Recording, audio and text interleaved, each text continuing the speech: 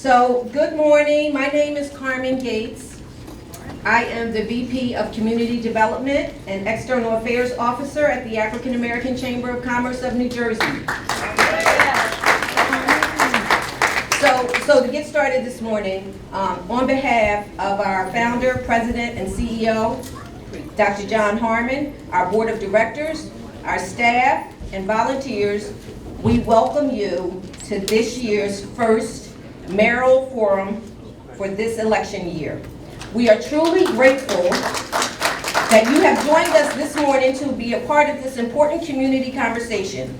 Your presence demonstrates your commitment to civic engagement and to the future of the city of Trenton.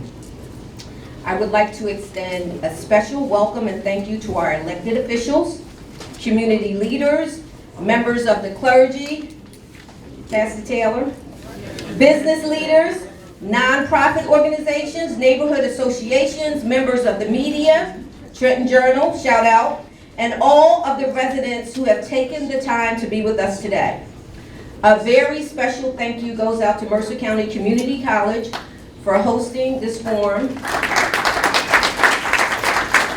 and to Trenton Journal, Kenneth Miles for your media coverage, and especially important to our volunteers for their continued support. Give it up for the volunteers. We also want to thank each of our candidates for accepting our invitation and for their willingness to serve the residents of Trenton. Because we want to ensure complete fairness and transparency, the candidates' seating assignments have not been predetermined, as you can see. Instead, we will conduct a random drawing here this morning to determine the order. And to help me do that, Sandra, would you come forward, please? So we're going to seat them left to right based on how they're drawn.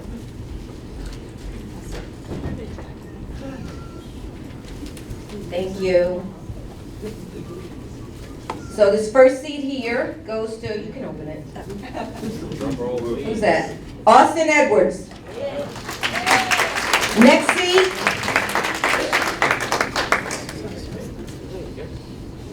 Rolando Ramos. Wow, they're right. Right, next seat. Corey McNair. Next seat, Jossie Edwards. And so then we know, Mayor, you're up. Okay, great. So, okay, so that part is good. See, full transparency, everything's good. Thank you, thank you. So also on the ballot this year are 3 city council seats. 2 city council members that are already city council are running for re-election. That would be Crystal Feliciano and Yasminelli Gonzalez. And we have a new candidate on the ballot running for at-large seat, Joel Griffith.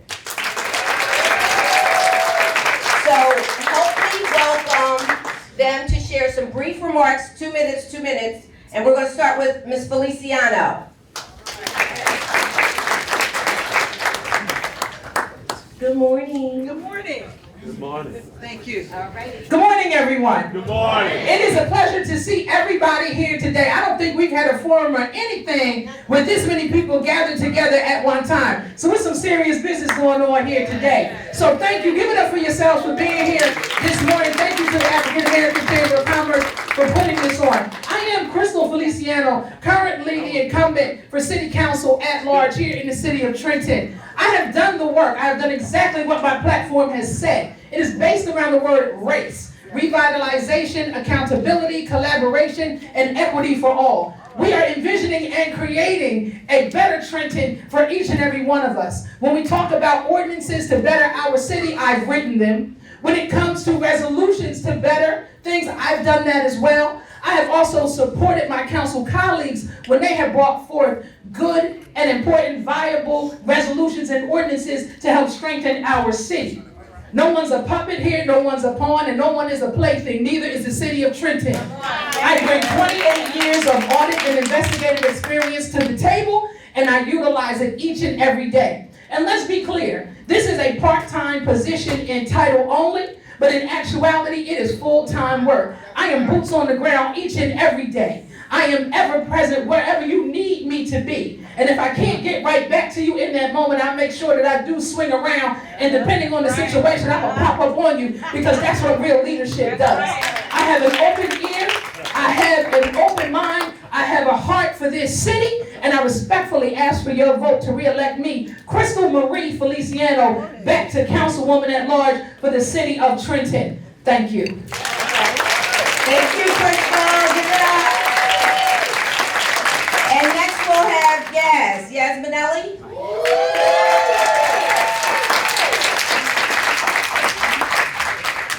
Well, good morning, beautiful people. Buenas tardes, buenos días. I am Yasmin Gonzalez, Councilwoman at Large. I am a grassroots organizer here in the city of Trenton. Went to all Trenton public schools, graduating from Trenton Central High School. I am born, raised, and want to be a part of the change of the city. The work that I've done, I spent the first year as, first of all, I'm an educator of 24 years. I've been coaching the kids in the city of Trenton, a home instructor. All of these things have helped me, that experience has helped me to understand the needs and the challenges that our city needed at the time that I ran the first time.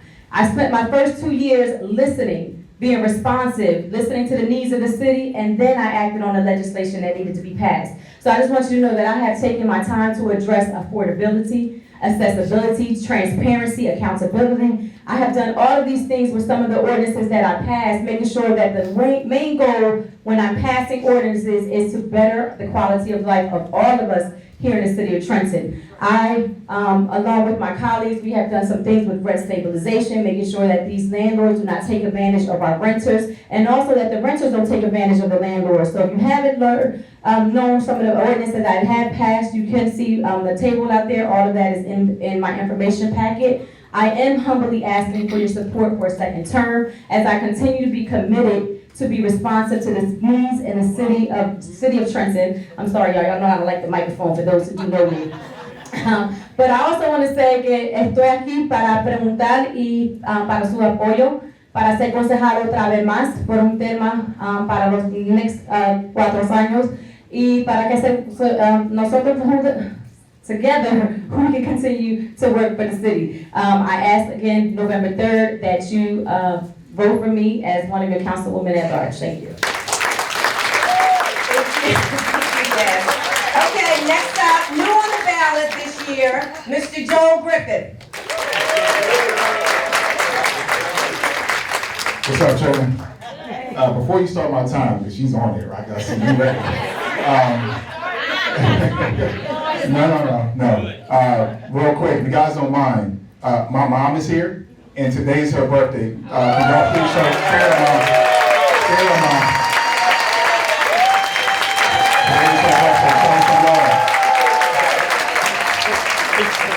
She's 21 today. Somebody buy her a drink.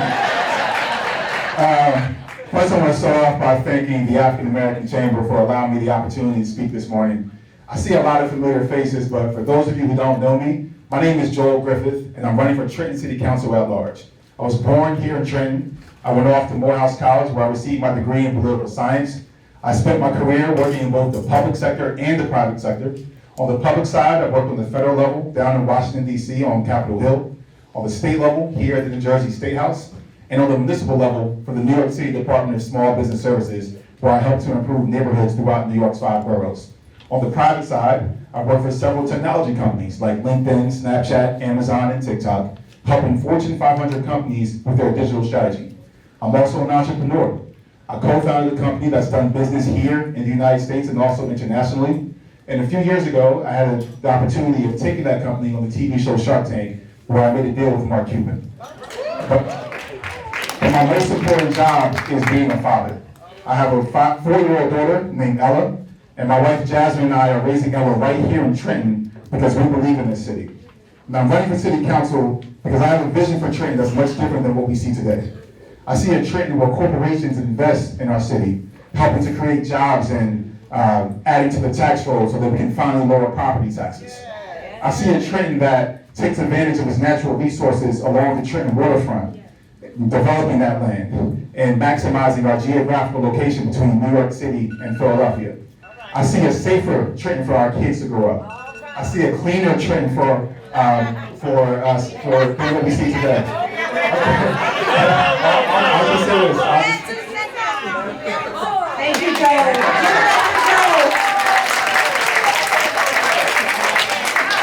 Okay, thank you. So, moving right along for today's agenda. Okay, where am I? Oh, maybe I need these.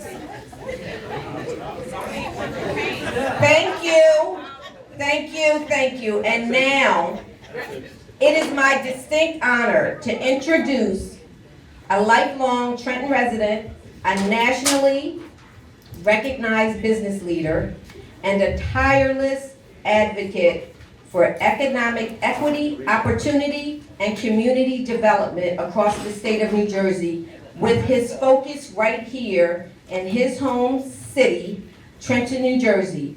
Please join me. I couldn't ask for a better leader. Like, I've had several jobs in my career, but I can tell you, none better than this guy. Please join me in welcoming the founder, president, and CEO of AACCNJ, Dr. John Harmon.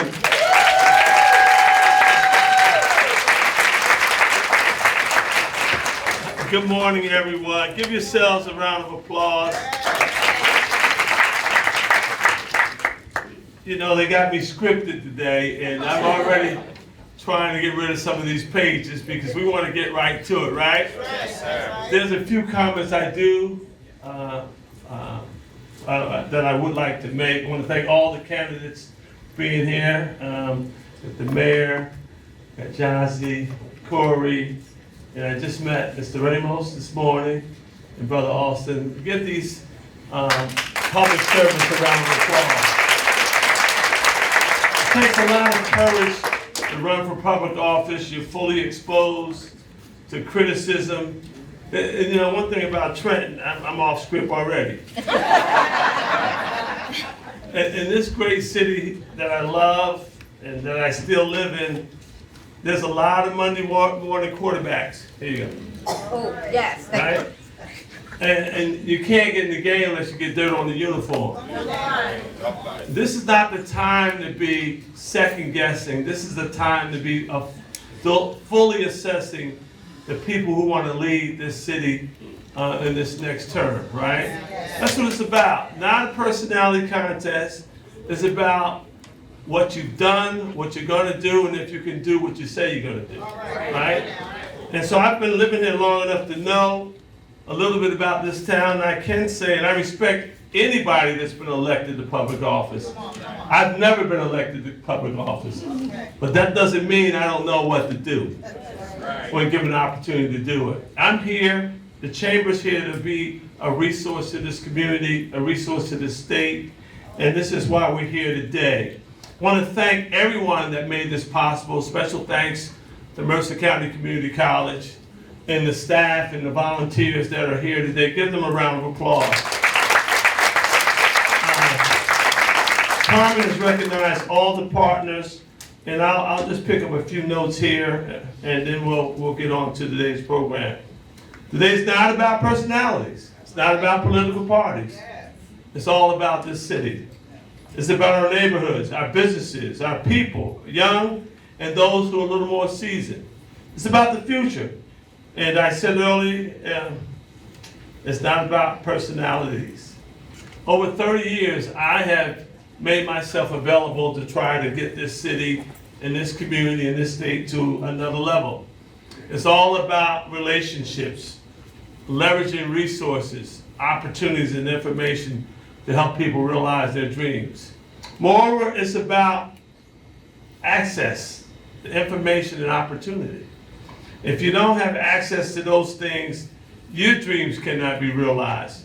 And sometimes access to decision makers who can help transform good ideas into real progress. This is why today's conversation matters. The city of Trenton stands at an important crossroads. We are blessed with tremendous assets. We are the capital city of the state. We have remarkable educational institutions within this city and a multitude of dedicated residents. We have an extraordinary location between New York and Philadelphia. We have rich history, diverse cultures, talented entrepreneurs, and incredible potential. Yet, we also know we have challenges. Too many families continue to struggle economically. Too many young people continue to search for opportunity. Too many businesses face unnecessary obstacles. Too many neighborhoods still await their investment. These realities require an honest conversation, and more importantly, they require collaboration. And I'm going to bring this thing to an end. My hope is that whomever earns the privilege of serving as the next mayor of this city embraces a spirit of collaboration, and one that welcomes partnership, encourages innovation, values transparency, and understand that lasting progress belongs to everybody. Because ultimately, Trenton deserves more than promises. It deserves progress. It deserves opportunity. It deserves leadership. And above all, it deserves, as I said a few times already, partnerships. Thank you once again for joining us today. May today's conversation be thoughtful. May it be respectful. May it be informative. And may it help our city one step closer to the future that every resident desires, deserves, and hopes for every day. Thank you, and let's get started.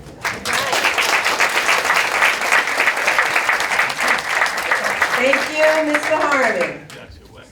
Okay, so before I bring up the moderator for today, let me just give you a little background or on the agenda and how it's going to go down. Just a framework on the agenda. So some of you have copies of the agenda.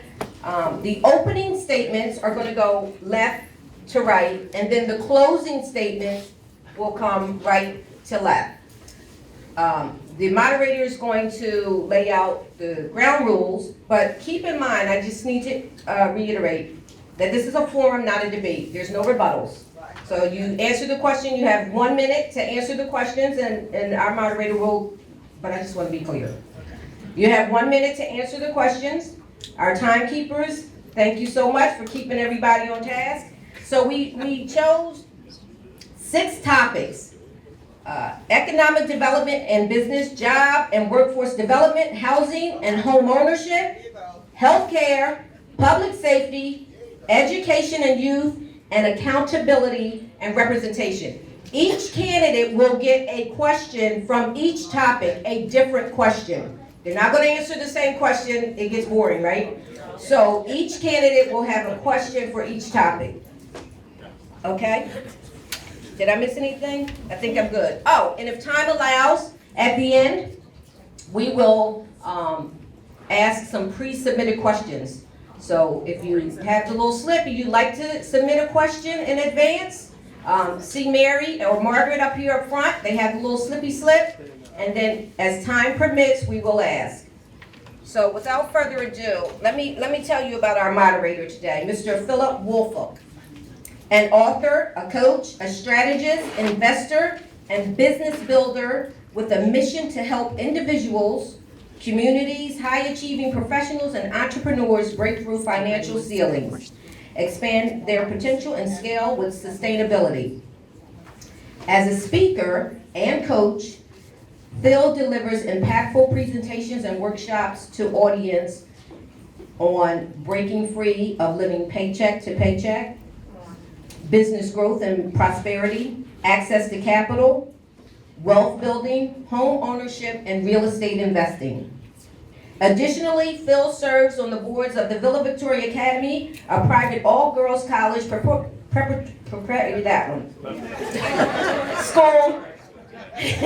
from which his daughters graduated in 2013 and 2016. Are your daughters here, Phil?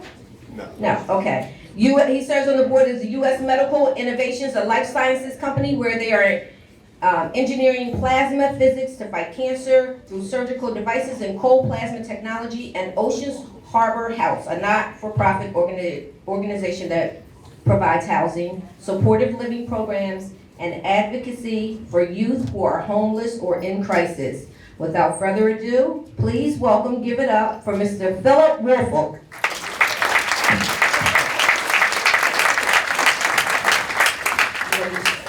Thank you, Carl. Okay, you're welcome.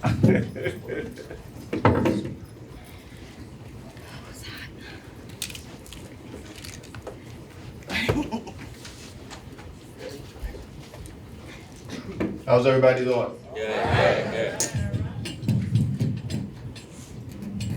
All right. Can you hear me okay? All right. Okay, so we're going to get started here. So good morning and welcome to today's candidate forum hosted by the African American Chamber of Commerce of New Jersey. The AACCNJ is a nonpartisan, nonprofit organization recognized under Section 501c3 of the Internal Revenue Code. As such, we do not endorse, support, or oppose any candidate for public office. This forum is being conducted solely for educational purposes to provide an opportunity for candidates to share their perspectives on issues impacting the business community and the public. Every declared qualified candidate in this race was invited to participate. The candidates appearing today reflect those who accepted the invitation, whether Republican or Democrat. The format of this forum has been designed to ensure fairness, neutrality, including equal opportunity for each participant to respond to questions. The views expressed by the candidates are their own and do not reflect the views of the AACCNJ, its leadership, or its members.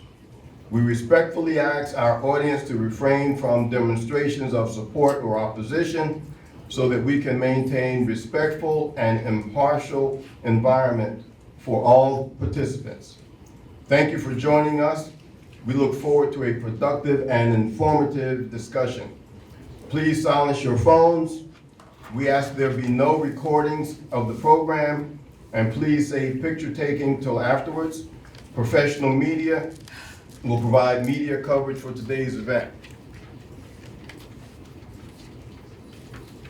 Out of respect for all the candidates and voters, please remove all candidate pins, hats, and apparel. All candidate promotional items, as Carmen indicated at the outset, are on the tables outside of the campaign, outside of the hall here. This morning, we brought together the candidates seeking to represent the residents of our capital city. Our goal is simple: to provide voters with clarity. This forum will focus on policy, priorities, and vision for the city of Trenton. The candidates were seated by drawing, as you witnessed. Opening statements will begin from left to right, closing statements from right to left, and here are the ground rules. Each candidate will receive equal time: 60 seconds for opening remarks, 60 seconds to respond to each question, and 90 seconds for closing remarks. Responses must stay within the allotted time. Personal attacks are not permitted. As Carmen indicated, this is a forum and not a debate. We ask our audience to remain respectful so we can hear directly from the candidates. Please save applause till the end. We will begin with opening statements, followed by the moderator's questions. And opening statements starting from this end.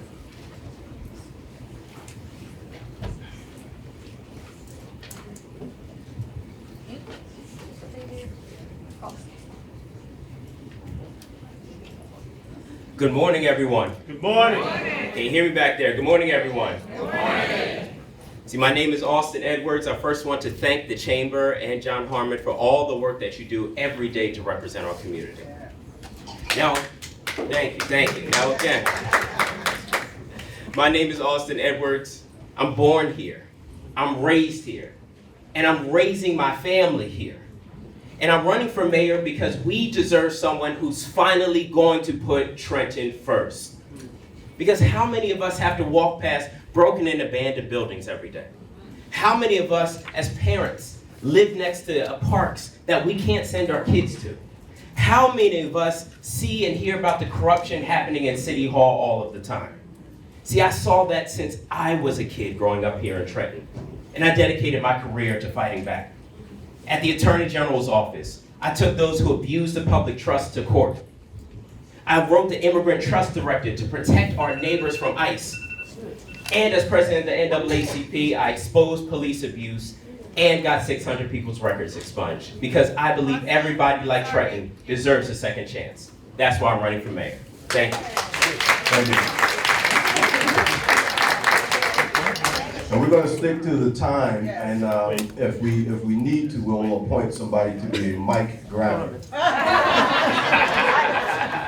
just can everyone not clap while they're talking because you're taking away their time? Good morning, everyone. My name is Rolando Ramos. Just like Austin, I'm a lifelong resident of Trenton. I spent my adult life in service. As a young man, 18 years old, I joined the Marine Corps and served for 6 years. I then joined a fraternity, the first black fraternity in the country, and we were in service of God and humanity.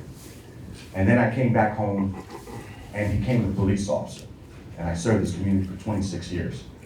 And I wasn't a guy that sat behind a desk. I wasn't a guy that hung out. I was a guy that was in the worst streets, in the worst neighborhoods, dealing with the most violent, the gang members, the drug dealers on an everyday level. I was there doing the hard work that many couldn't do. And I made a reputation by being someone that kept his word, that protected the people and served this community. We need someone that's been a leader before. I've risen up the ranks to retire as a lieutenant from Trenton. I served as a chief of police out in California, and leadership is what I know. Accountability is what the city needs from all levels, and that's what I bring to the table.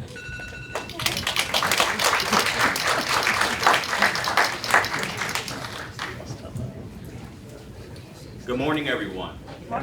My name is Corey Isaiah McNair. I was born here in this city. I was raised here in this city. I live here. I'm a developer. I'm a police detective. I have a nonprofit. I serve on the Rent Stabilization Board. Listen, Trenton. Trenton deserves a city. Someone who actually gives a damn. I give a damn. And I'm the only candidate on this forum who has sat next to the incumbent mayor for 5 full years and understand the successes and the failures of this administration. My prayers are you all will vote for me to be the next mayor of Trenton. Thank you.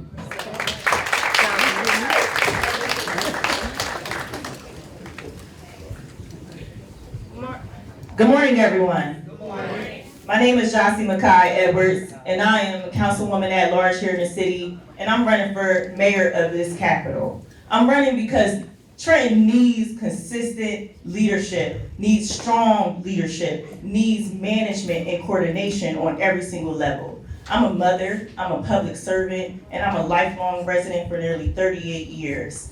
I have worked on every single level of government, from the city to the county to the state and federal government for the past 15 years. I have developed relationships on every single level of government that can move this city forward with the proper coordination, with the right leadership. I am that leader that can lead from day one. I'm not playing guessing games because I've been a part of every single process in this administration, working and leading ad hoc committees, working with this council and working with this administration and our residents of the city. We need businesses here. We need a thriving capital city that looks like we were once the capital of the United States.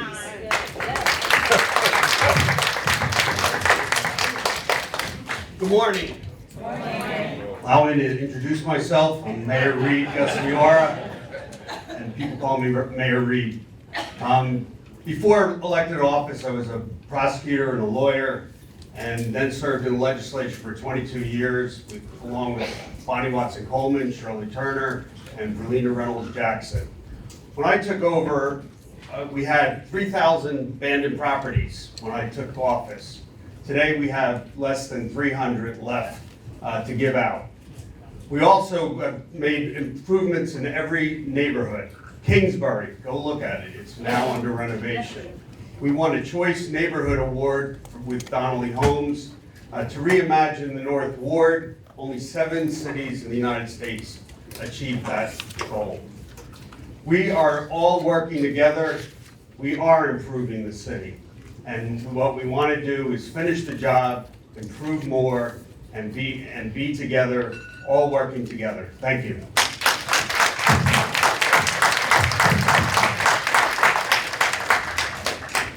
As we said up front, if you could refrain from your applause until the end, it'll give us a lot more time. And also, just to announce a quick change to the candidates, at the end, your closing remarks, we're going to increase to 2 minutes to give you a little more time to close out. So the first question is in the area of economic development and business. Candidate Jossie has the first question, and the question is, what is the single most important economic development initiative you would pursue during your first year of office, and why?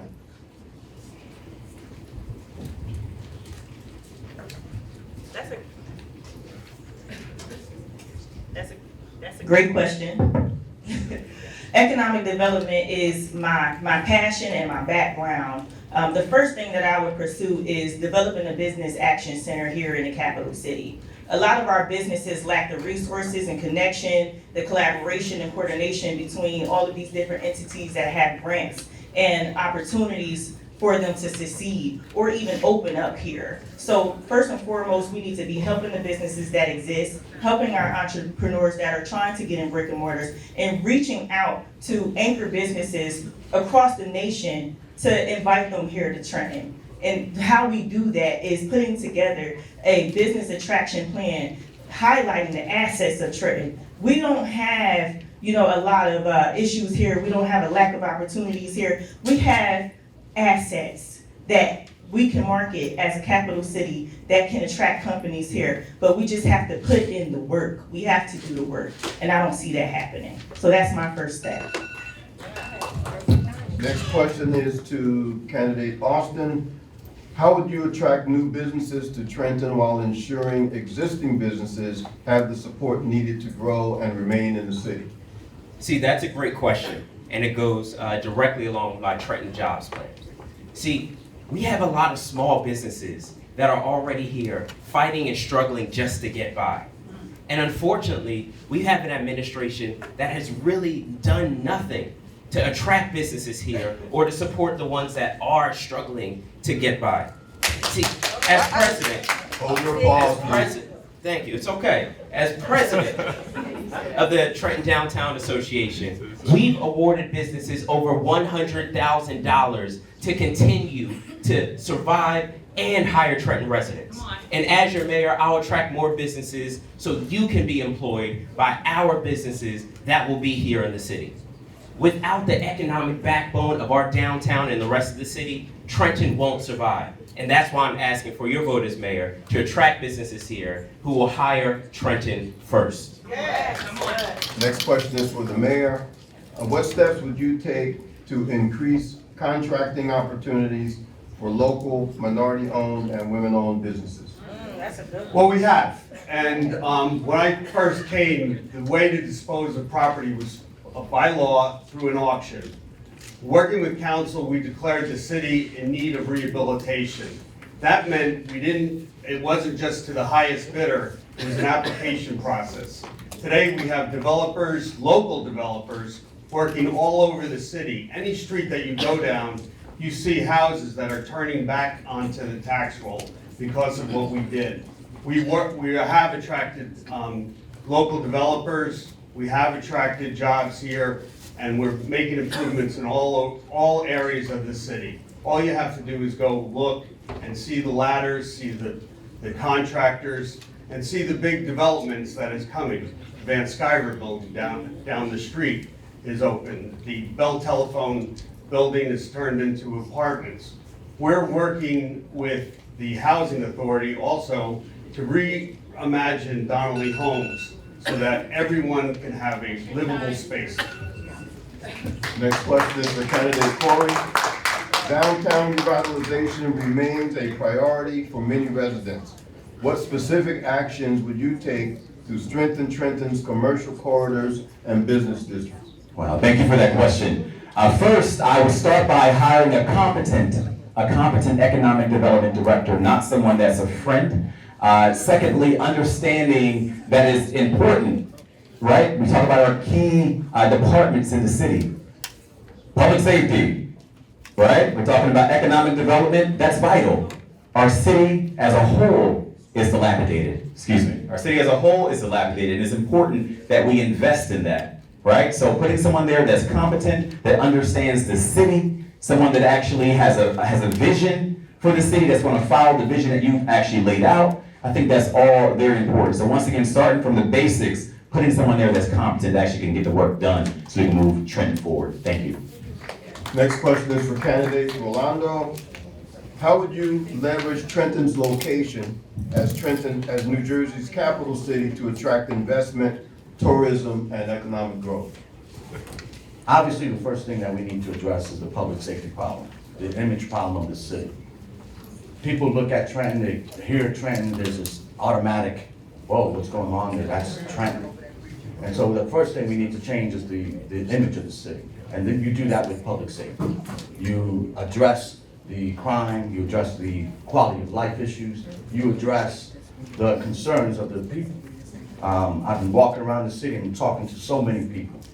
And they always say, this is the capital of New Jersey. Why does it look this way? And so here we are, right? We walk around, you look at it, you see it, it's dirty, it's crime-ridden. And what is the plan? We have never heard a plan. And so we can't leverage our position until we clean this city up. You know, so that's what we do. We clean the city up, and then we reach out to these outside agencies, these outside cities, and say, we're open for business. We're ready. Thank you. The next topic area is jobs and workforce development. First question goes to candidate Austin.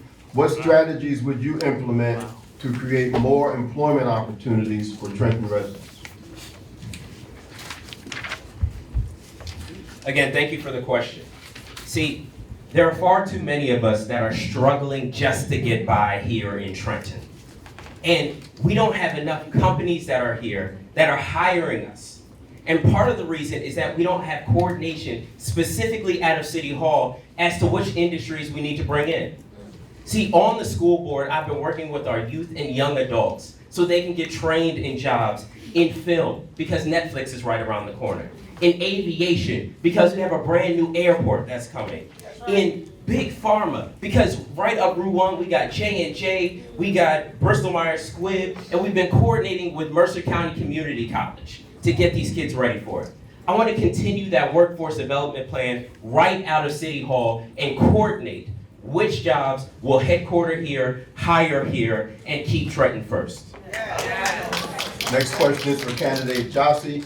How would your administration support workforce training programs that prepare residents for high-demand careers?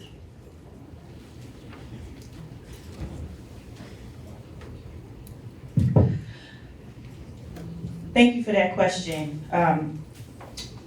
We'll do what we're already doing, coordinating with local colleges and universities to implement training and everything with the employees that we have. We have a lot of residents that need skills to be able to fill these positions. I see a lot of times as a council member that this administration is not able to fill positions, not just because of the low compensation, but because a lot of residents here are not eligible for the positions. So we have to create pipelines from our high school, from our colleges and universities and our trade schools to city employment, to private employment as well, working with the companies that we have here and inviting companies here and helping them to develop a workforce. But training is key in order to get viable talent in the city and to recruit them. But we definitely have to increase our compensation because that's the only way we're going to attract them as well. Next question is for the mayor. What industries do you believe offer the greatest opportunity for job growth in Trenton, and how would you support them? Right now, right now we have a lot of local contractors that are able to hire. We're also having an ordinance going through council to create, working with unions for project labor agreements that will bring on apprentices, not only from the high school, but the area of Vo-Tech. They'll be able to work in the city on jobs. Before, companies would come in, not hire locally, use their own resources from outside of the city. But with project labor agreements, you can mandate anybody who's getting a pilot or any kind of state aid, they would have to use local apprentices and job training, and that will help jumpstart the youth for tomorrow. But we also put in a business accelerator. The state funded, was going to fund 3 business accelerator programs. Only one is working, and that one was established here in Trenton. Next question is for candidate Rolando. What role should the city play in helping returning citizens secure employment and economic stability? That's a really good question. I actually met a young man that I knew from my early days as an officer. He was someone that had just recently come out, and his questions were that exact question. How do I connect? What do I need to do to improve my circumstance? Because I'm being judged by what I did in my past.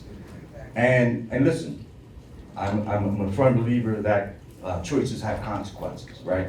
But we also have second chances. We also have opportunities that need to be there for when you do say, I'm ready to change my life. I'm ready to move forward and take care of my family, take care of my children.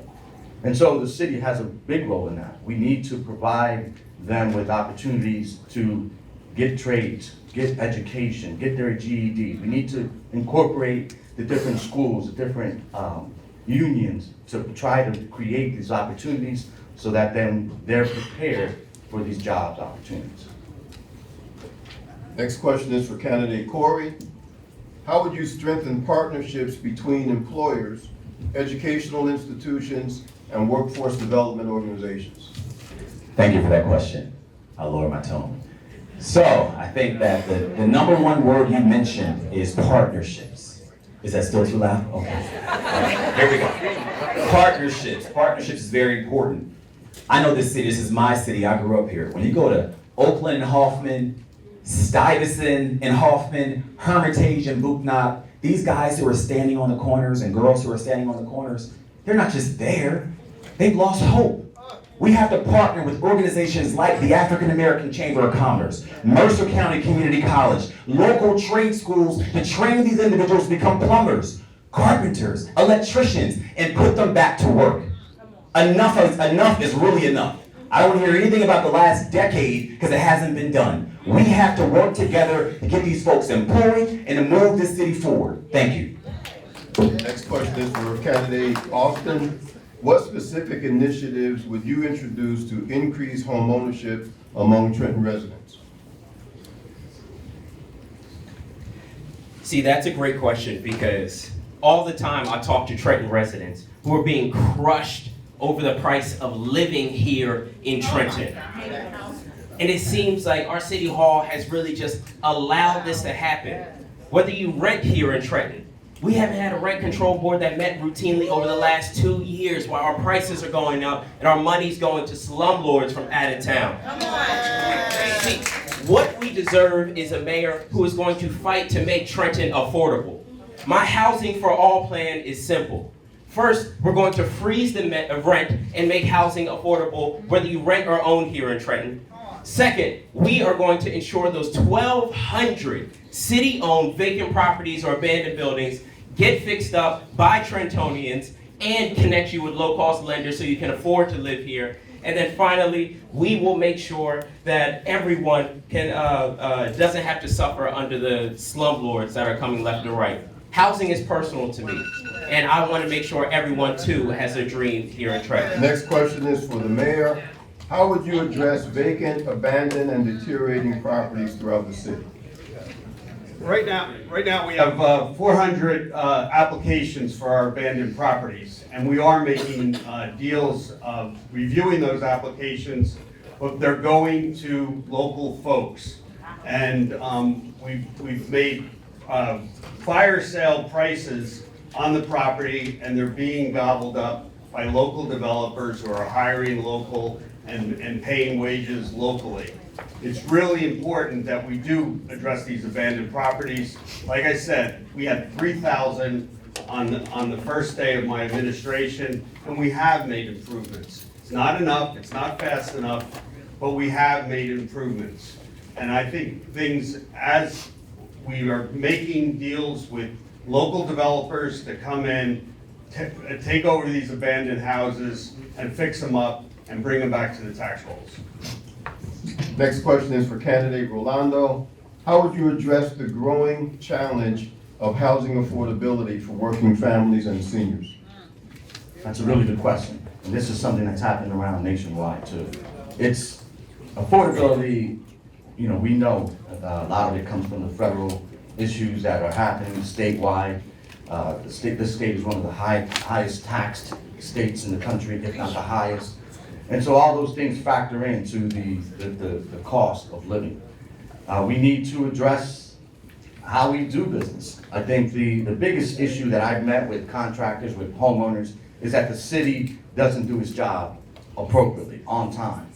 They have policies and protocols, and they are never followed.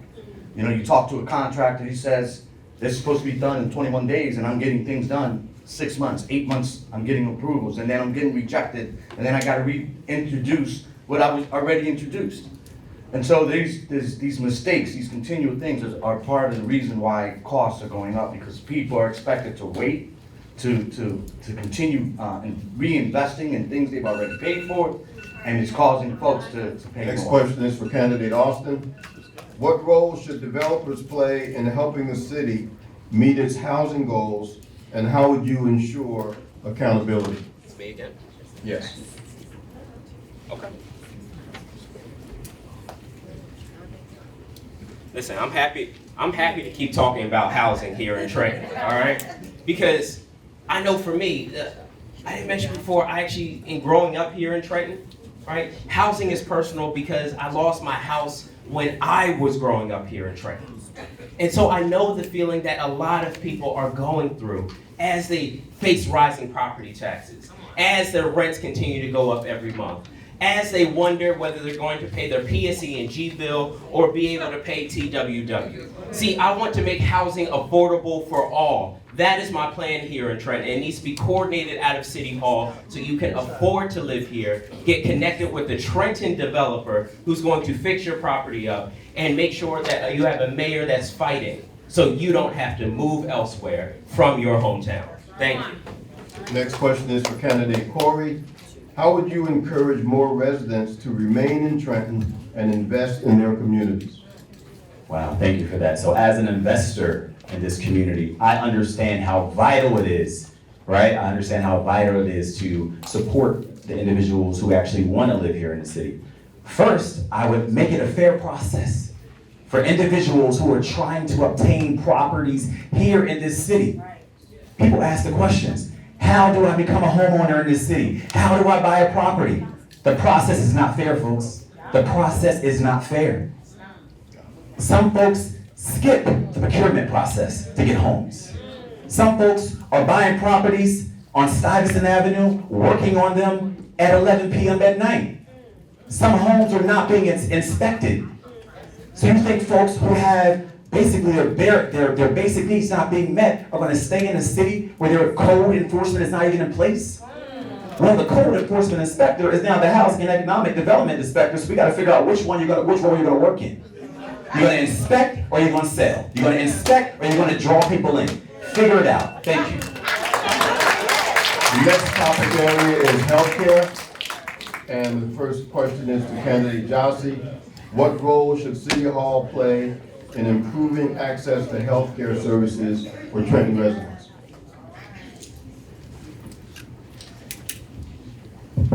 I was hoping to get that homeownership question. But let's talk about healthcare, because we just lost our second hospital.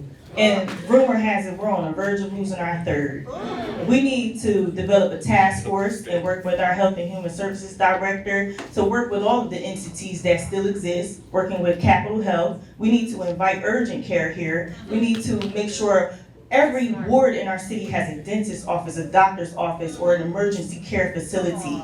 We need to be working regionally because it's not just Trentonians that need these healthcare facilities, it's our neighboring townships too that have went to our Capital Health, our St. Francis, our Mercer Hospital, and now they're going everywhere else. Trentonians do not have transportation to Hopewell or to Plainsboro to Princeton University Hospital. Our buses don't go there. So accessibility is very limited. So I will work with our professionals here in the city to develop that task force and develop that plan.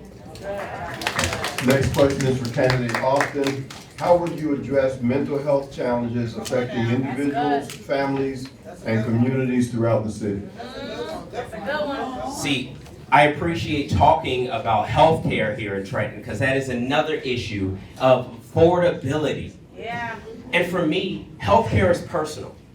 I was born on Rutherford Avenue, and I had a friend at the age of 13 who unfortunately died of a health condition while Mercer Hospital was closing.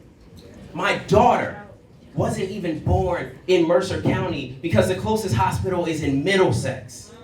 Meanwhile, we have an administration that's sitting on their hands while these prices go up. See, what I want to do as your mayor is negotiate with these healthcare companies to be able to come to Trenton, to headquarter here.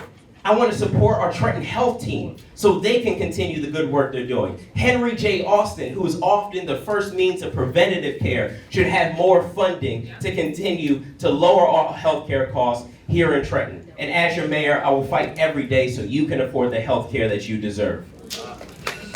Next question is for the mayor. What partnerships would you pursue with healthcare providers and community organizations to improve health outcomes? Actually, great question.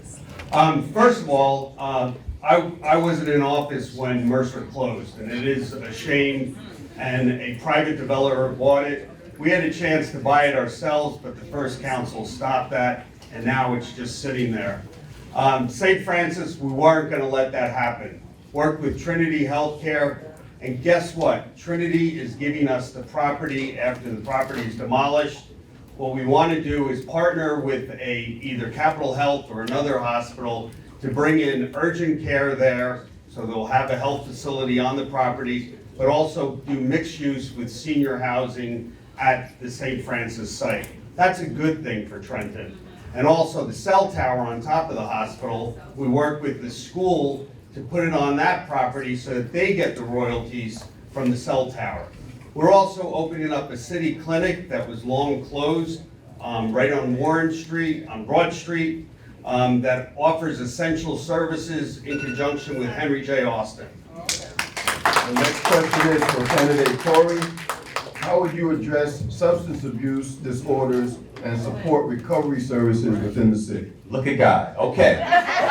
Right across from 319 East State Street, at the corner of Stockton and East State, right by there after you leave here, there are folks who are currently addicted, probably dealing with mental health issues, right?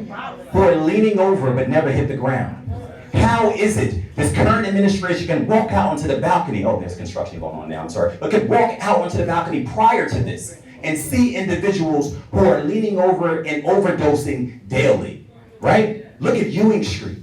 Folks are overdosing, 28 overdoses in a weekend. Stop playing with our community. Stop playing with our community. Mental health as it... Okay, well hold on. This is once again. Do I get a few minutes? Okay, we're talking about, thank you,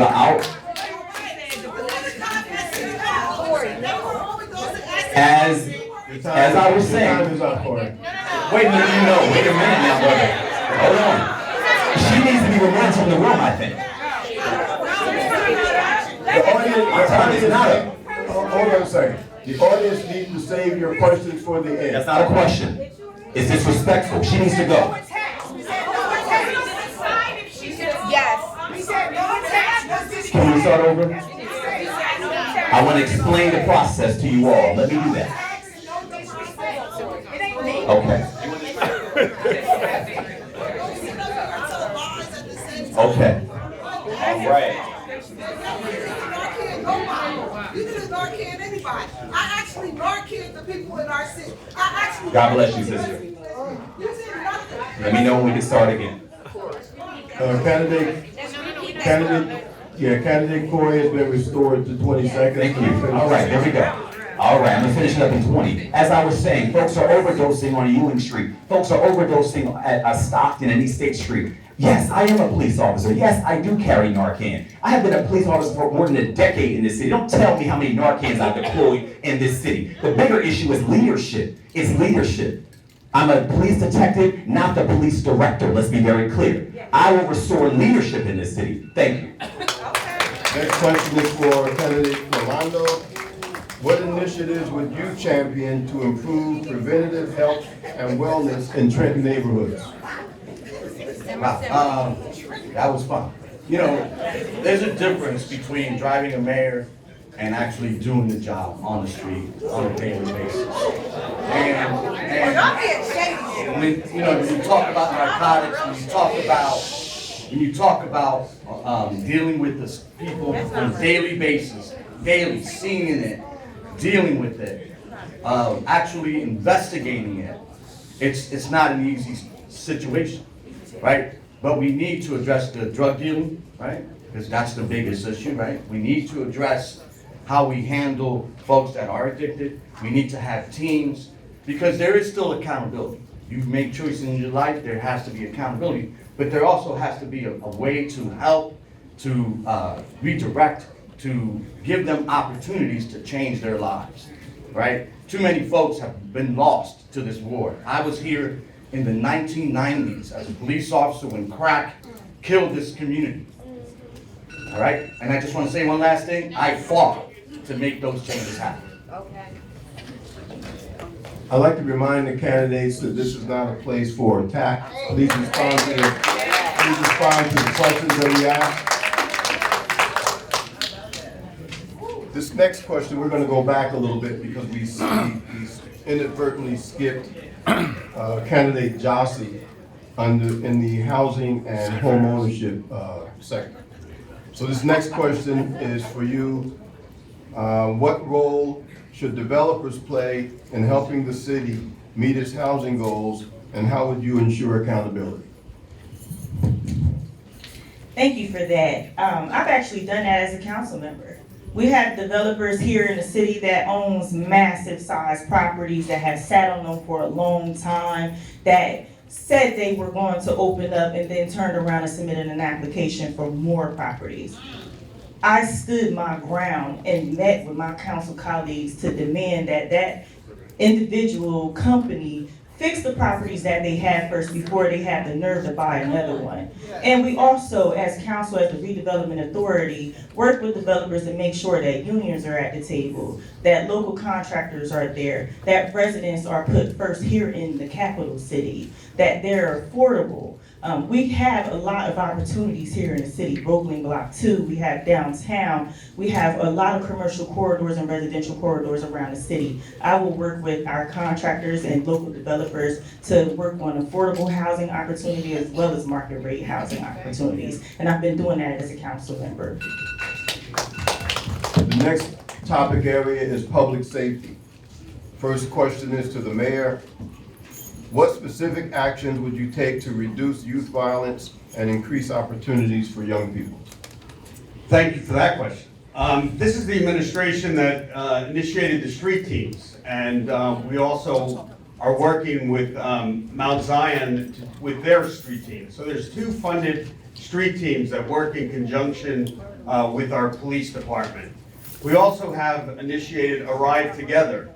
When there's a health crisis or a mental crisis, not only do the police show up, but mental health counselors show up as well, and that's in conjunction with Capitol Health. We also are working with prisoner reentry. Come down to the C Center and look at the wonderful classes they had. Just this last week, we had forklift training for returning citizens. to treat them compassionately, welcome them home, but give them a job training opportunity. So we are working not only with community policing, we're working with outside groups such as the street team to augment the public safety initiatives from the police department itself. Next question is for candidate Corey. How would you strengthen trust and communication between law enforcement and the communities they serve? Thank you for that question. I've already done it. I'm actually a law enforcement officer right here in this city. I take pride in walking the streets of Trenton. I don't need a gun or a badge to do it. I'm often on Stuyvesant and Hoffman Avenue. Go look on social media. I'm often on Stuyvesant and Hoffman, often on Oakland and Hoffman. I'm walking throughout the city because I care. Let's be clear. I was born on Princeton Avenue, raised on Route 9. I live on Brenton. Trenton is my city. I've never left. I'm not going nowhere. I care about the safety of the city. That's why I chose to stay on my block. I hold down my entire block from Oakland to down to Parkway. They know if something happens, I can go get Corey.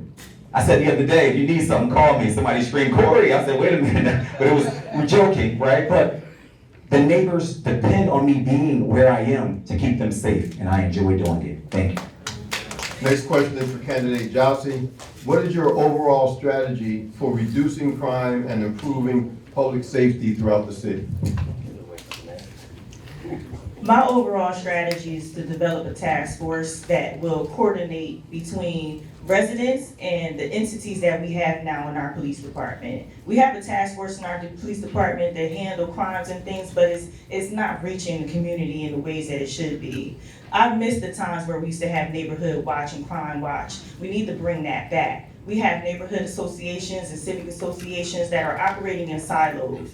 We have all of our task force and things operating in silos, but we need a coordinated approach that is resident-led because we know what we need in our communities. We live here, we sleep here, we raise our kids here. We have to walk down these streets and we see the dangers where they exist, and we know what we need to do to fix them, but too many people are staying silent. So we need a safe place where people can voice their opinions, like a civilian complaint review board, or something similar to that will hold this police department accountable as well as our residents. Thank you. Next question is for candidate Austin. How would you address quality of life concerns such as illegal dumping, abandoned vehicles, and neighborhood blight? See, to address all of these issues that we're facing here in Trenton, I first actually want to address that woman who spoke out and does the work every day solving addiction here in our community. Because far too often, we as families know that addiction is personal. And I view everyone in Trenton deserving of help because they're a child of God. Now, my view for public safety is real simple. First, we're going to empower our street teams who can stop a lot of these issues from happening in the first place. We'll ensure that we have local police that actually live here in Trenton and reward them for every day that they actually stay here, whether it be, promotion opportunities or higher salaries. And then finally, I'm going to make sure that we can increase the amount of youth jobs because they are often in the streets seeing problems as they exist and can report to the Trenton Street Team and our police as to what's going on. Thank you. Next question is for candidate Rolando. What measures would you use to evaluate the effectiveness of your public safety initiatives? That's a good question. I remember as a lieutenant running the South District, and as a detective lieutenant that ran the violent crime units, we had to turn in weekly reports of the activity, the crime, using technology, trying to figure out how to stop before things actually happen. As a district lieutenant, like Jossie said, we had Neighborhood Watch. We had these organizations that we benefited from because they had information.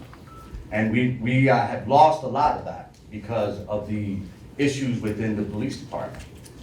I retired in 2018. I was a lieutenant. I tried to be police director here. I had gotten my bachelor's from Rutgers. I have a master's from Hall, and I was prepared to lead this city as a police director, and I was rejected. I ended up in California, I was a chief of police there, and I bring that experience back to help change this city where within crime, within poverty, within the things that need to be changed with leadership, not Next question someone is that's for candidate Austin. What role should the mayor's office play in supporting educational success for Trenton residents? Now, this is a great question to ask. All right, I'm so thankful for the opportunity to serve on the Trenton School Board because I've seen every day our kids who are working hard to succeed. But unfortunately, we haven't had an administration even show up to the school board meetings in years. And so what I want to do as your mayor, no, I won't be sitting on the school board controlling the schools anymore, but I'll partner with our schools to make sure that they have the tools they need to succeed. See, this is actually an economic question because we have a lot of properties that aren't generating money. And so if we get more businesses here, more jobs here, more people employed, that's more money for our school district. So we don't have to keep making magic happen with no money. I want to increase the amount of youth jobs for our kids, and I want to bring back programs like Weed and Seed that we can do here in the city with the mayor that's going to fight for our children. Thank you. If I didn't mention it, this topic area is education and youth. Next question is for candidate Corey. How would you expand access to after-school programs, mentoring, and enrichment opportunities for youth? Yes, sir. Thank you. Great question. So going back to the youth, if anybody has an understanding of the way it works in the summertime when the kids have employment opportunities, half of those jobs were cut this summer. As a law enforcement officer who serves in the city of Trenton, I want to let you know, an idle mind is what? The devil's workshop. A lot of the crimes being committed in this city ties right back to our youth because they're trying to find something to do. We have to invest in our youth if we want to move our city forward. I would not be cutting 150 jobs for kids. That is insane. What are we looking for? A shutdown? A takeover? We got to do better. We have to do better. Once again, employing our youth, they should know where they're going once they're leaving school, not just to be babysat, but to actually be educated, right? To have extracurricular activities and to actually be successful. That's what we need, not cuts. We need to strengthen and allow them to thrive. Thank you. Next question is for candidate Jossie. What strategies would you pursue to prepare students for careers, entrepreneurship, higher education, and trade certifications? That's an excellent question. As a mother of a daughter who just graduated high school, yes. She's 18 and I'm older than I look. I'm so grateful for the Trenton Public School System. Contrary to belief, there are a lot of opportunities here. My daughter was in dual enrollment, taking courses at CNJN at Mercer County Community College since she was a rising junior in high school. And she just entered into a 5-year program at Montclair with just 4 years left to complete. So she will graduate with her master's and her bachelor's in 4 years instead of 6. That is the testament to Trenton Public School Systems and the opportunities that exist, but a lot of parents do not know about it. A lot of students are not taking advantage of it. So expanding awareness, education, and opportunities, creating that pipeline to city employment through internships and apprenticeships, but making sure mentorships, like that grant we just lost with the public school systems, reaches where it needs to reach. Next question is for the mayor. How would you engage local businesses and community organizations in supporting youth development initiatives? Well, a lot of that comes right from City Hall itself. We initiated a public safety academy that meets during the summer between police and the fire. We also hire hundreds of kids each year as pool attendants, recreational camp advisors, and we have a camp ourselves. Last week, the Public Safety Academy took a trip to the World Trade Museum. And so we're taking these kids on journeys that take them outside the city and so that it broadens their horizons. But we do hire youth. It's not enough. We'd love to hire more. But all of this involves money. Candidates have to tell you where they're going to get the money.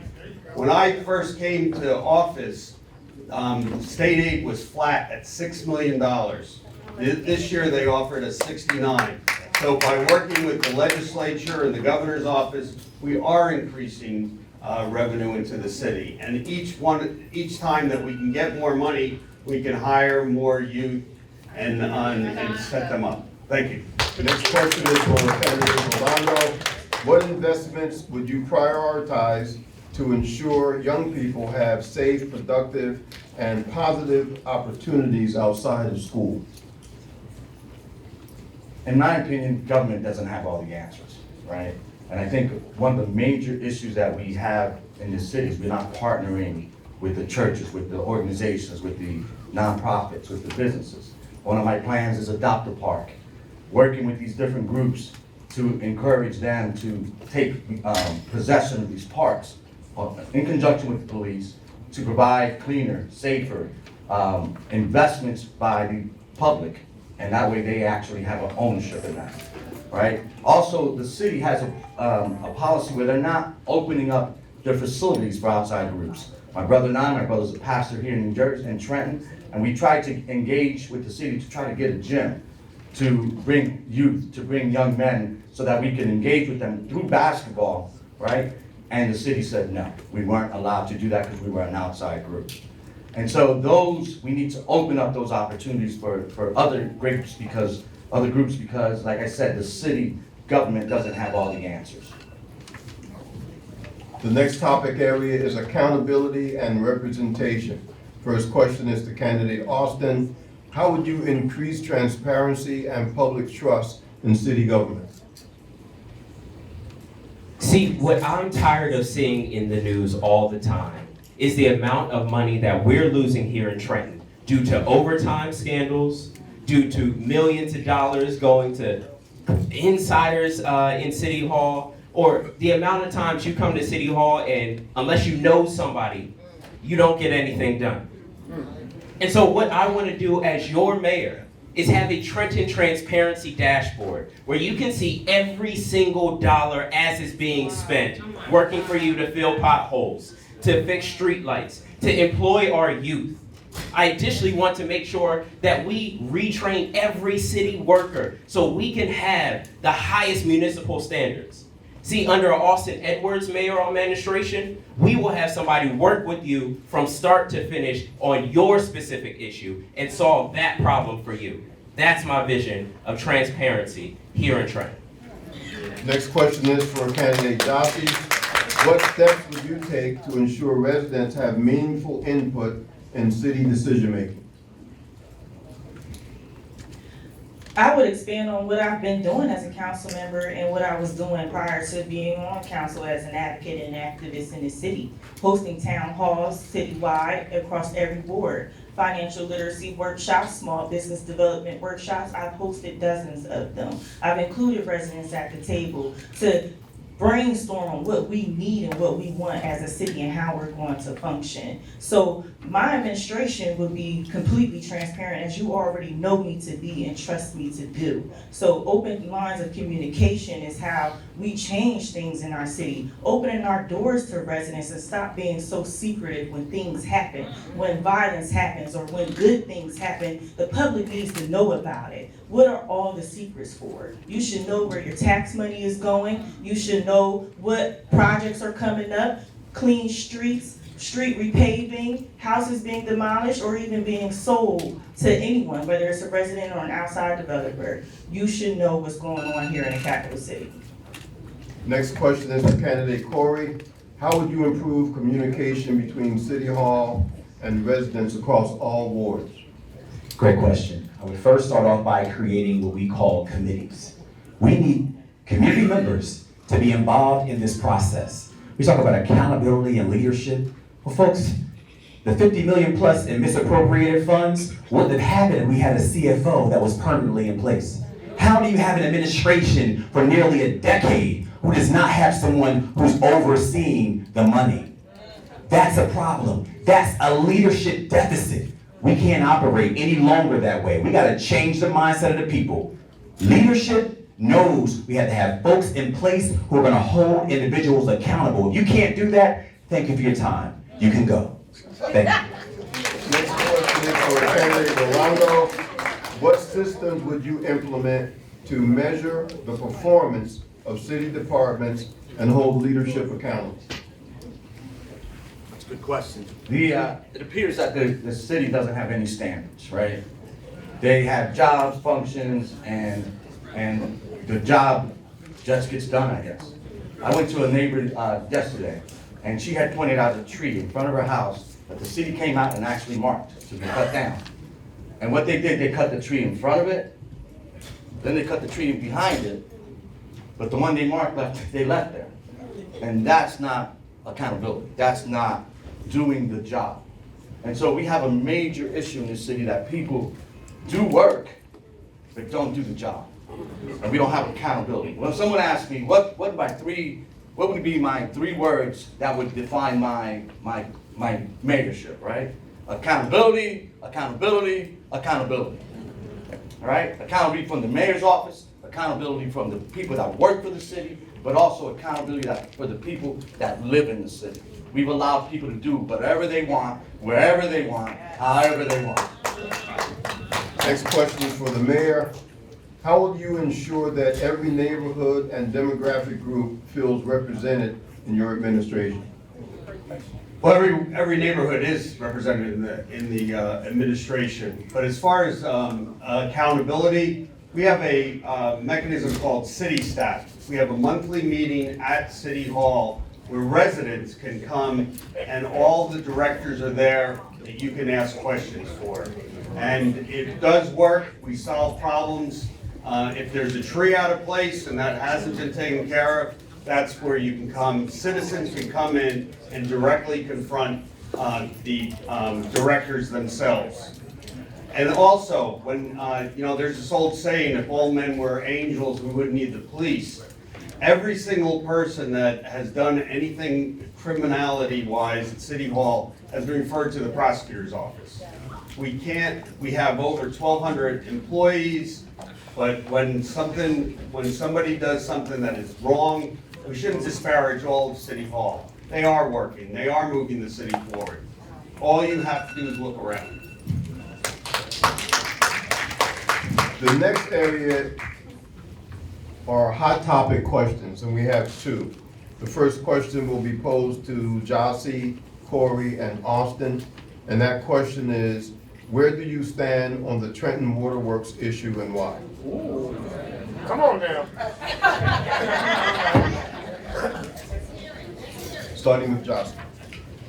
So, if you know me, you know I have been standing strong and proud on keeping ownership of Trenton Waterworks in Trenton. I understand that Trenton Waterworks has been suffering from critical and structural issues for the last several years under this administration, and even prior to that, dating back decades.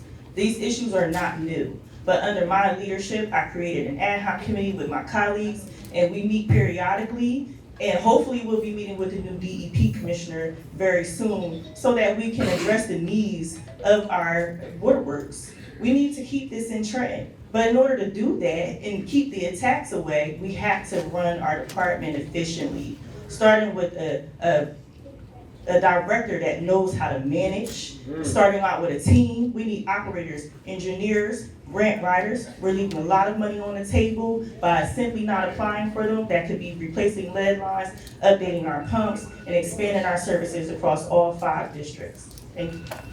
Same question posed to Corey. Where do you stand on the Trenton Waterworks issue and why? Thank you for that question. Let's first start off, once again, leadership and accountability. We have qualified individuals within the Trenton Waterworks today who actually can lead the Trenton Waterworks, right? We have a system that is broken. And I'm not gonna blame the current administration because it happened long before they got there. However, it is your responsibility to fix it. If anybody understands the way that works, Trenton Waterworks is one of, if not the only department that's not under the monitoring of DCA. So guess what, y'all? That's how you bring the employees in who you want to hire that DCA has to approve. Ask those questions. or a position where some of the directors in prior to becoming a director, or maybe even an assistant director. Trenton Waterworks is how they hide things. We're gonna uncover that and change Trenton together. Thank you. All right. Same question for candidate Austin. Where do you stand on the Trenton Waterworks issue and why? Keep the T in Trenton Waterworks. That's right. I'm going to say that one more time so you can hear me in the back. My goal as mayor is to keep the T in Trenton Waterworks. But we also can't have an administration that's telling you all the water is fine. And then, oh, by the way, we have to legally tell you about this lead that was in your water last month. But no big deal. See, my goal as your mayor is to be able to hire competent directors of Trenton Waterworks and retrain every employee so they have the highest municipal standard. Because the end goal that we can't forget about Trenton Waterworks is that every single family here in Trenton deserves clean and safe drinking water. Simple as that. The next hot topic question will go to candidate Rolando and the mayor, and it is, given that a substantial portion of Trenton's property tax is exempt because it is owned by the state, how would you balance advocating for increased state support while also expanding the city's taxable economic base? Candidate Rolando? 2020. The Harvard report came out, and it said, due to laws in government buildings, nonprofits, the state government owes $40 to $100 million to the city on an annual basis, right? 15 years ago, when Chris Christie changed the funding from capital aid to transitional funding, the city lost a large portion of that money, about $45 million on a yearly basis. And so we've now gone 15 years with our administration, not just this current one, but the ones before, continually begging the state to help us out, right? With strings attached to this money, when in actuality, it's owed to the city. You know, I've been looking at the way to handle that, right? Obviously, we need a leader to confront the state and say, you owe us this money. Secondly, maybe it's time to say, you know what, we're gonna take you to court, and we're gonna force you to pay us this money, because it belongs to the city. Same question to the mayor. Given that a substantial portion of Trenton's property tax is exempt because it is owned by the state, how would you balance advocating for increased state support while also expanding the city's taxable economic base? Great question. 52% of Trenton is tax exempt. The majority of it is owned by the government, and on top of that, they own land in developable, the best part of the city, along the State House and along the riverfront. We've worked again with the state. When I first came in, state aid was frozen at $6 million for 8 years. Nobody did anything about it. And in 2011, we had to lay off 125 police officers. Since that time, I've worked directly with the governor and DCA to increase that state aid to the point where it's 8 times when I came into office. The other thing is, last year, and Jossie was an ally, 176 properties got transferred to private ownership. They got back on the tax roll. This year, we're up to 92, and we're continuing on. We still have about 250 properties to go. Come up to the 3rd floor, you can fill out an application. Thank you. Thank you to the audience and to the candidates for keeping this on time. Because of that, we're able to have 5 questions from the voters of the city of Trenton, and Carmen's going to take that. Thank you, Phil.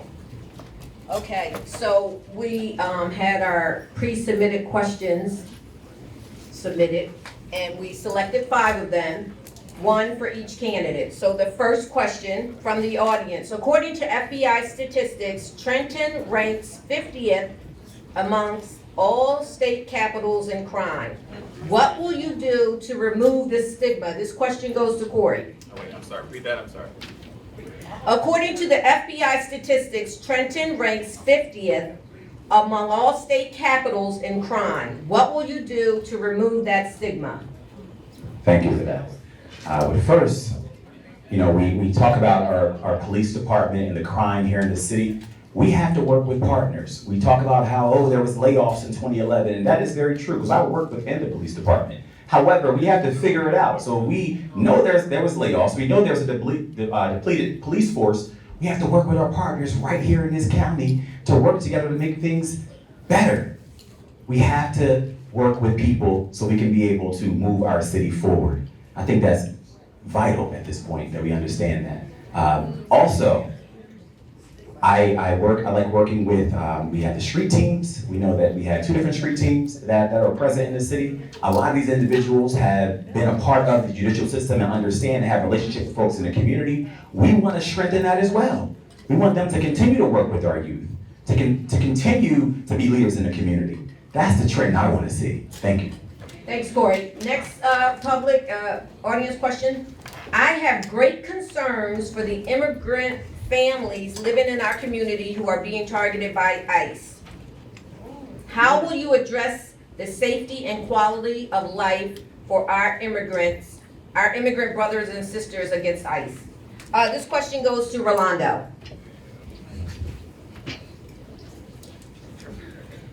This is a federal situation. I have been talking to people, I said this could easily be resolved, right? If Congress actually did its job, right? If you look at how they handle this situation, Democrats use it for their benefit, Republicans use it for their benefit, and nothing gets resolved. And so we've gotten to the point where now we're demonizing ICE, right? Officers for doing their job, like police officers. Let me finish. And what I mean by that is they are enforcing the laws that are in the books. Nothing's changed. Secondly, let me finish. Hold on, go ahead. Finish. So the issues are, Trenton police are not federal officers. They do not enforce federal law, right? And if they are asking for any status, please report them, because that's not their role. Okay? But our role, the role of the police, local police, is public safety and making sure that we don't have property damage, we aren't rioting, and making sure that everyone is safe.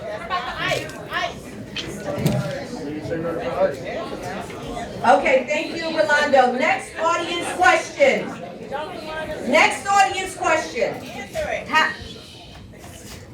How will we address the literacy crisis among our public school children? Last year, 3rd graders only tested at 6% proficiency for their grade. Wow. This question goes to Jossie. Can you repeat the question one more time, please? How will we address the literacy crisis amongst our public school children? Last year, 3rd graders tested at a 6% proficiency level for their grade. I just wanted to make sure everyone heard that. Okay, I want to say it again now. Because this is real. This is what's showing up in our community. This is why when we look into crimes and they're tracing back to our youth, we understand that they're missing fundamental education in our community. A lot of families are suffering from substance abuse, parents being incarcerated and removed from the homes, mothers left to survive on their own, and their children can't concentrate because they're hungry, they're tired, they're scared, they're abused, they're being raped, they're homeless, there's teenagers sleeping under the bridges in our city. This is why education looks the way that it does, because we have issues at home. And under my administration, I will be working with these families. I will be working with this administration and the public school systems to make sure that the information and the care that they need for mental health services and substance abuse and family crisis is met. Thank you, Jossie. Next audience question. What performance metrics will you publicly report so residents can evaluate your administration? Mayor.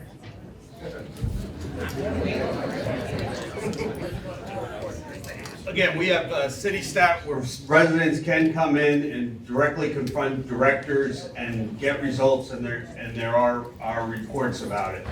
But we are we believe in accountability. And things have improved in the city of Trenton. They'll try to convince you they aren't, but they are.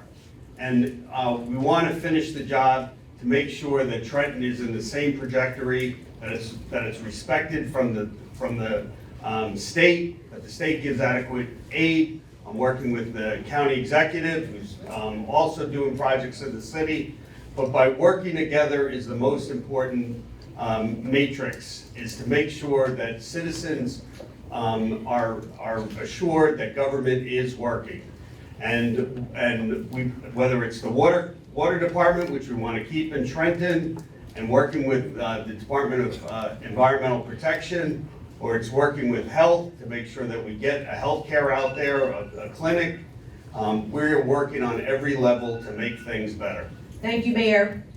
Next question from the audience. City government needs to function at its highest, and to do that, we need to root out corruption and waste. What will you do to root out corruption and waste, Austin? Let me tell you all about this Trenton Transparency Dashboard, because that's the greatest way, in the absence of it, that we've had a lot of issues hidden from us, right? We've had an administration that's wasted $50 million of our dollars to political insiders and no-bid contracts. We've had people in City Hall indicted over overtime scandals again and again and again. But when you have a transparency dashboard where you can see where every single dollar is going, corruption cannot stand when you put it to the light.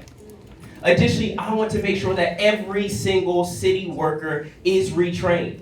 That way you can see and know that each person at City Hall isn't just there to collect a check. They're there specifically to work for you, because that's what public service looks like. And that's what transparency and accountability looks like as well.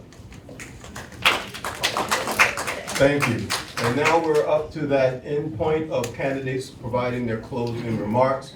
And as we mentioned earlier, we've adjusted it to 2 minutes, and we're starting from the mayor, coming toward me. I found it to be an honor to be the mayor of the great capital city for the last 8 years. And I am vying to run for re-election to finish the job. We've done, I think, an amazing job as building blocks. Again, 3,000 properties were on the rolls, abandoned, not on the tax rolls, and now they're getting it. We're working with local developers to make things better in each one of the neighborhoods. We're not leaving anybody out. On our Choice Neighborhood initiative that only 7 cities in the nation received, we're reimagining the North Ward, along with Capitol Health, and working with the state and our partners at the Housing Authority.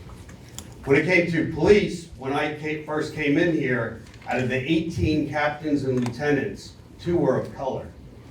Today, we have the first African-American woman that's a captain, and we have the first Latina woman that is a captain as well.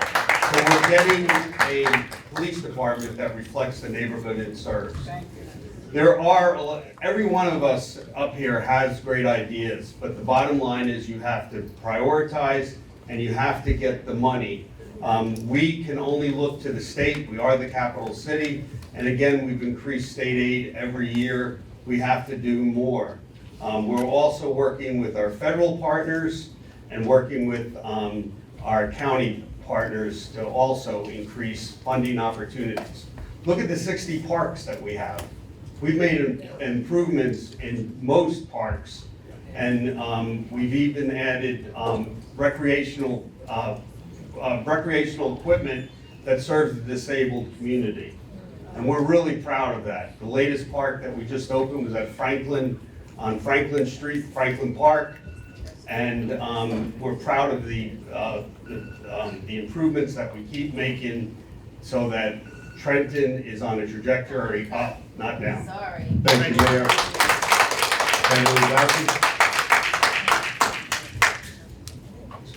Well, first, I want to thank the Chamber for hosting this candidate forum, the first one of hopefully of many, so that you guys can hear from every candidate, so you get to understand exactly who you should vote for on November 3rd. And I'm hoping that you push the button for me. Experience, trust, communication. I'm someone that has been boots on the ground in this community for 15 years. Never title chasing. I didn't go outside of my house and outside of my home, my family, to give back to my community just to run for office and hold a title. This happened because I saw failed leadership. Because when I advocated for the needs against gun violence, for youth, for our seniors, for our parks, for everything across this city, it fell on deaf ears. I watched leadership power struggle for years. And I've been trying to work with everyone that I could work with that's willing to work with me. Even if you don't like me, I don't care, that doesn't matter. I represent everyone. We need a new police director. We need a director of finance. We have misallocations of funds. We have time theft. We have all types of corruption. We have sexual harassment. We have hundreds of workers' compensation and sexual harassment claims that we are not litigating. We have properties that, due to the leadership of this council and myself and the tenacity, we have gotten a couple hundred properties sold, whereas this administration, for the first 6 years before this council came in, sold less than a dozen. That's the work of myself, as you saw flyers going out with QR codes to purchase city-owned properties and a step-by-step to do it. The rent stabilization board that this council made active again, and the rent stabilization office, because of the advocacy of this council, because of the advocacy of me standing here before you, fighting for everything that we need in this community. I'm a fighter, and the city needs a fighter in order to rebuild it. So I ask for your support this November. Thank you. Thank you. Thank you, Corey. All right, folks. The reality is, this city, excuse me, I'm passionate, y'all, I'm passionate. This city is on life support. We need a leader who has vision. We need a leader who actually will hold people accountable. And we need a leader who understands that measurable results are what matters. I patrolled the streets of Trenton at 2 a.m. when folks were sleeping with their doors locked. I've carried lifeless bodies out of art all night. I have committed and dedicated my life to this city, and I want to be a part of the change moving forward. My prayer is that you all will elect me as your next mayor November 3rd, 2026. Thank you. Thanks, Corey. Candidate Londo. I want to thank everyone for attending. I'm pleasantly surprised that this room is packed. All right, because it's important. This election is critical. It is critical. We can't continue what we've been doing. All right, this has been going on for almost 40 years. The same idea, same group, same people involved, and nothing changes because it's become more important about this, the group, than the people. All right? I grew up in this city. I served for 26 years here. I was in the worst neighborhoods, locking up the worst people, dealing with the worst situations. No one here can say that. I'm the only one. All right? And I rose up the ranks. And I retired as a detective lieutenant. And I was in charge. I made decisions about violence. All right? I put cases together. I've testified at municipal, state, federal, tribal courts. I've worked to improve the conditions of the city. I went away, right? People were critical. I tried to be police director here. I prepared myself, and I was turned away. And I went away, and I became a chief of police on an Indian reservation. And I worked in Kentucky. Not only am I a Trenton police officer, my vision and my experience is now like this, right? And I bring that to the table. And I ask you folks, if you've never done it before, if you've never made a decision, if you've never been held accountable, if you've never had to stand tall when you've made a mistake and say, I messed up. If you've not done that when things have been critical, then how can you do it now? Right? If you talk about accountability, That's what that means. When things are going good, everybody's, hey, we did it, I did it. But when things are going bad, are you going to say, I did it? That's leadership. All right, and that's why I asked you to vote for me. Thank you. Candidate Austin? I first, again, want to thank the Chamber for having this amazing event. And I especially want to thank you all for taking time out of your day and dedicating yourself to the future of Trenton. Now, was it just me, or did everyone up here talk about that they wanted some type of change in Trenton? But you had to ask yourself, where were they when Trenton was falling behind? You see, everybody here, all of my opponents have ties to City Hall and have proven they can do nothing to stop the corruption that is going on.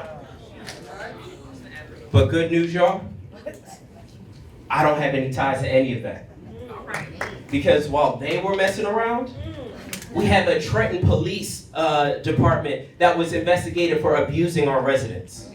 We have health officials who are again caught stealing money from City Hall. We have $50 million of our taxpayer dollars that went to political insiders and no-bid contracts. And we have an administration who is playing in our face about the quality of our water. Y'all, let's stop electing the same old, and expecting different results. This is why I'm running for mayor. I'm running for mayor so I can bring good paying jobs here to Trenton and reward the companies that hire Trenton first. I want to make sure that we can stop crime before it starts by investing in our street teams. I want to make sure that housing is affordable for all by freezing the rent and property taxes. And finally, I want to open the books at City Hall so you can see where your taxpayer dollars are going. Again, my name is Austin Edwards, and I am running to be your next mayor here in Trenton, New Jersey. Born here, raising my family here, and have years of fighting for you here in Trenton. Let's fight together. Thank you. Stay in your seats. Thank you to the candidates. Thank you to the residents that showed up today. We're bringing up the founder, president, and CEO of the African American Chamber of Commerce, Dr. John E. Harmon.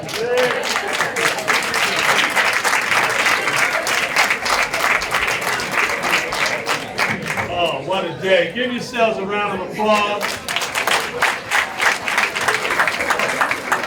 Special thanks to all the candidates. Give them a round of applause. To the volunteers.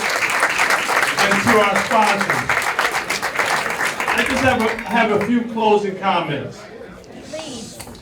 If you would just indulge me just for a few minutes, and we'll get out of here. You know, as I look around the room, this is how you bring change to your city. You know, when I look at Hamilton, I look at Lawrence, I look at Ewing, Hopewell, those communities are where they are because their citizens are engaged. This is a phenomenal showing today, ladies and gentlemen.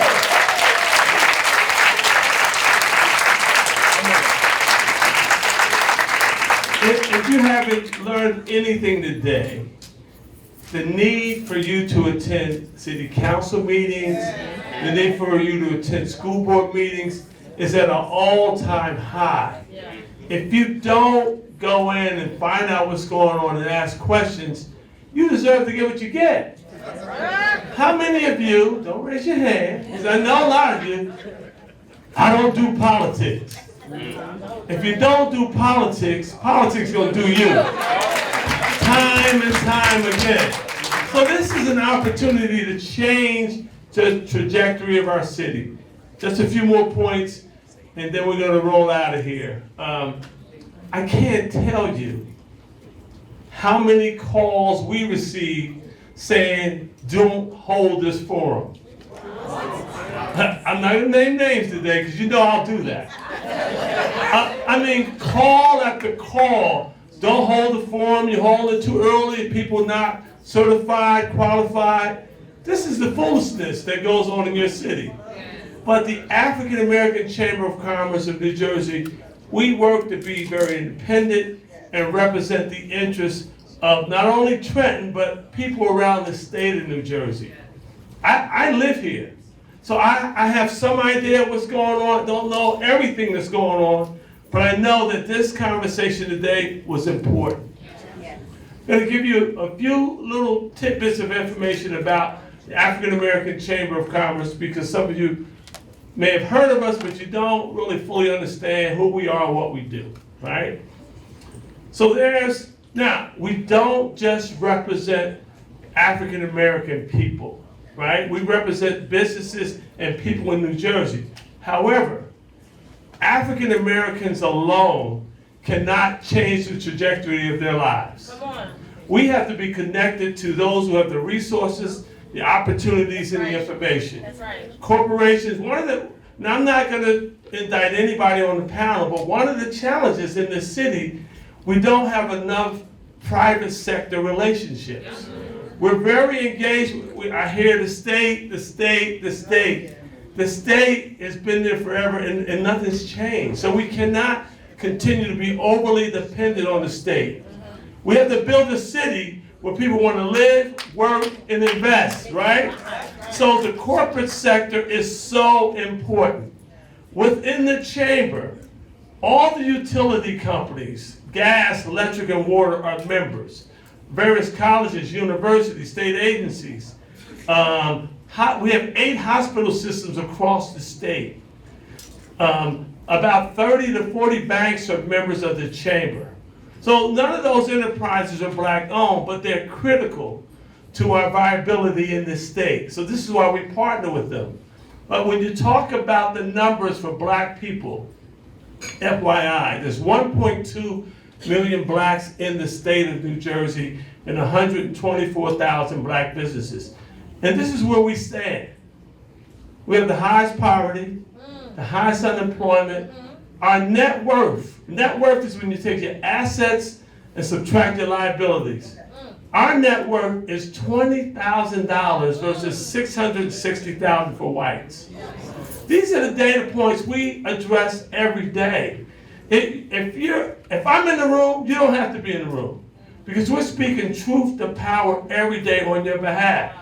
4 out of 10 blacks own homes. So if you don't own a home, it's difficult to create wealth.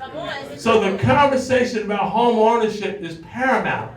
In this city, there's some great opportunities here. The state of New Jersey has about, I think it's between 22,000, Carmen? 22,000 that they provide for first-time home buyers. And if you buy a home in Trenton, first-time home buyer, Capital Health adds another 20,000. That's the type of stuff the chamber does. We gather information, we try to connect people. So that's $42,000 that you can have to buy a home in this city. This city has great potential, and I challenge you to take advantage of it. The chamber also, AT&T, Verizon, Comcast, they're all members. And I'm going somewhere with this, because if we're not connected to those players, we can't change your lives or change the lives of your business. So I encourage those of you who are in business to find a way to connect with us. We also have programming around returning citizens. We go into prisons to help men and women that are about to exit the system to learn how to start businesses. And Phil does our training with real estate investment. Tracy Syfax works with us with the ex-offenders. We're in the streets. I was just in Northern State Prison last week talking to men about when they come home. So we genuinely care about your family and friends. I have family and friends that have worn orange jumpsuits, so I know it firsthand, right? We also in the chamber have our Training and Development Institute. We get resources from the state. We work with those who are opioid infected, those who try to get into the world of work and change their lives. And the last thing I'm going to say, 2 last things. We're building a center in this city called the Transformation Center. We recently acquired a a 27,000 square foot building on West Hanover Street, formerly Thomas Edison University. Within this building, we're going to have carpentry, plumbing, electrical, HVAC, welding, right? We're going to have business incubators. We're going to have technology where students can do bio and chemistry labs, virtual reality. And we're talking right now with the developers about really Black history. Because many of our folks don't know about our history. We built this country. And the reason we've been hoodwinked and bamboozled is because we don't realize who we are. And so we're working with developers now. When I grew up here, we had a Black Culture Center on Brunswick Avenue, where I could go on the weekends and understand about Frederick Douglass, Booker T. Washington, George Washington Carver. You know, ladies like Gladys West. Without Gladys West, you would not have GPS mapping. Without Captain Johnson, Elon Musk's spacecraft would not get up in the air. So we built America, and we have to step up, ladies and gentlemen, and be engaged in this next election. We are the only accredited Chamber of Commerce in the state of New Jersey. And there's 154 chambers of commerce, and we are the only accredited Black Chamber of Commerce with a statewide designation of distinction in the United States. So I said that to say this. Trenton still makes. Trenton still makes. And we got to realize that. We have development going on in this city right now. We have a $70 million project at 5 Points. No one contacted the chamber, right? So we're here to help, but we're not, you know, I go where I'm celebrated, not where I'm tolerated, right? But we can help you. We have a $90 million school. We saw groundbreaking a couple weeks ago. No one called me. No one engaged the chamber. So you wonder why people don't get to participate in economic opportunity. It makes no sense to have this vehicle in your community and we're not leveraged. We want to be leveraged to help you, help us. So please, November 3rd? November 3rd. What's happening? What's happening? You better vote. Because whoever becomes mayor is your choice. All right, Carmen, I was trying to close. She said October 13th is the last day for voter registration. So let's get a record turnout. Historically, people have been elected because people don't participate, right? And then you want to make an indictment on whomever, but this is your call. You got to get it right. God bless you and have a wonderful weekend. Thank you.